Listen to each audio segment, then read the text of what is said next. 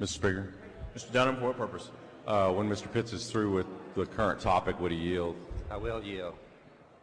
Mr. Pitts, I just wanted to get some basics about the Supplemental Appropriations Bill. And it's my understanding that the bill spends a total of $3.3 billion in stimulus funds or funds from the Recovery Act. Is that correct? I believe that's right, Jim. And by spending $3.3 billion in stimulus money, we are freeing up $2.2 billion in general revenue. That is correct.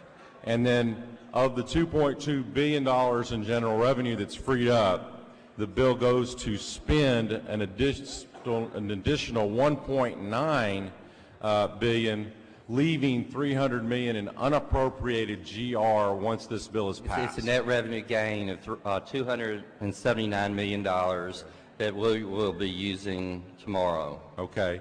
And so if it wasn't for the Recovery Act, we would not be able to fund these priorities in this manner. That is correct. And because of the Recovery Act, we are going to go into conference committee with, I guess, this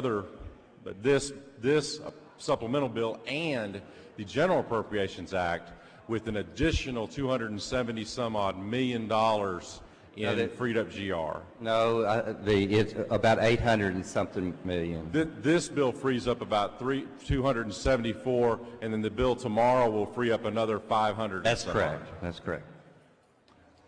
Mr. Speaker. Mr. Dunnam, for what purpose? I would move to put the remarks between Mr. Pitts and myself reduced into writing and placed in the journal. Members have heard the motion. Is there objection? Chair hears none. So ordered.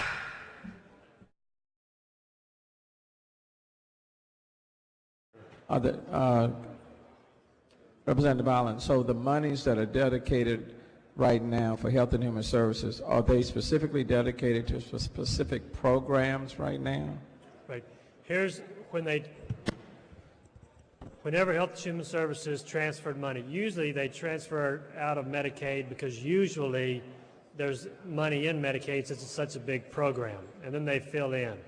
Last fall, because as you know our Medicaid was so short funded, there wasn't any money in the Medicaid account.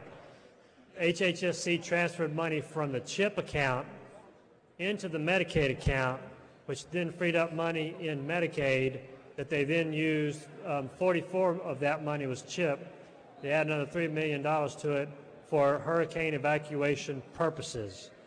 In this bill, we restore that $47 million into Health and Human Services, okay?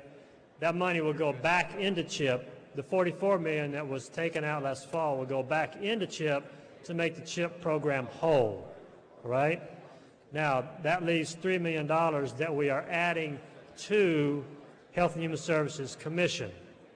And this is this amendment by Mr. Creighton of $1.6 million to pay PHI Helicopter Company for evacuating a hospital in Montgomery County back in Hurricane Rita that has not been paid. And so this would fund that payment.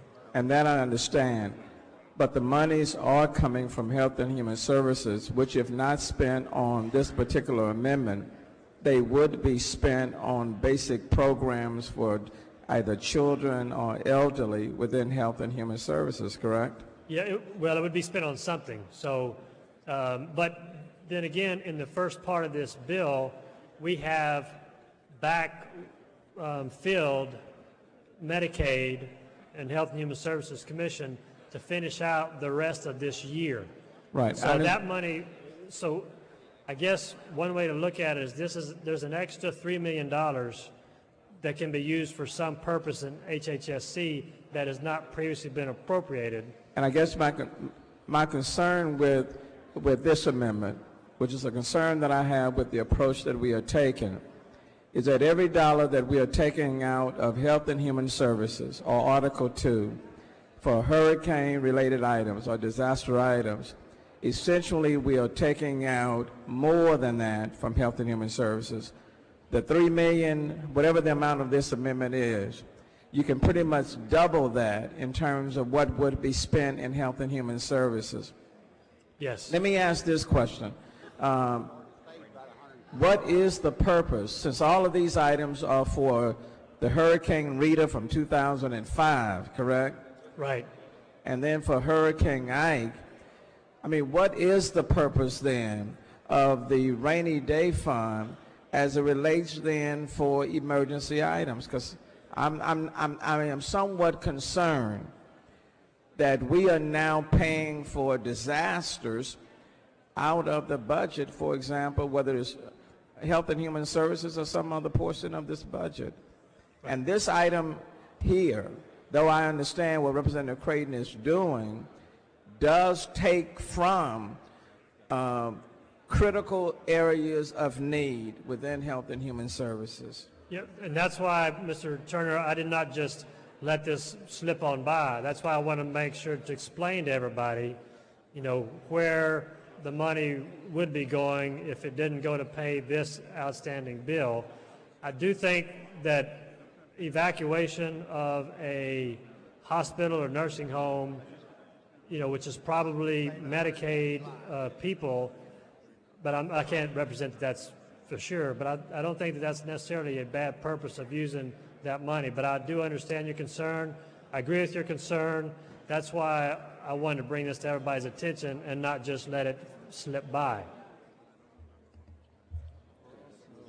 If this avoids litigation, we're also saving about a half. Thank you, Mr. Speaker. First, I would like to thank Chairman Pitts and my good friend, Representative Richard Raymond, and also my good friend Sylvester Turner, who has, even though he's not on appropriations, any questions that I had of him, he was very grateful in helping me, and all the other members of the Appropriations Committee who submitted amendments today as we work on this budget and close on the one today and get ready to move into tomorrow's budget. I'm going to vote in favor of this bill, and I think as we pass this bill, it's important to acknowledge why we're able to have this bill on the floor today. This supplemental appropriations bill would not have been possible in its present form had it not been for our 44th President of the United States, Barack Obama, and the 111th Congress that helped pass the American Recovery and Reinvestment Act. And this is doubly true of the budget that we will debate tomorrow. When we arrived for this session, it was under a dark cloud of fallen revenues. There was real concern that we would have to cut important programs, including funds for education or for our children's health care program.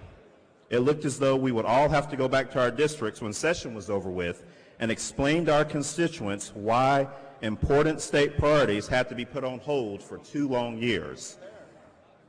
But this week, we're not cutting Chip, and we're not abandoning any important state projects because President Obama and the majority in Congress helped pass the American Recovery Act and stimulus bill. This supplemental appropriation bill today spends $3.3 billion in stimulus funds, like Representative Dunnam pointed out earlier.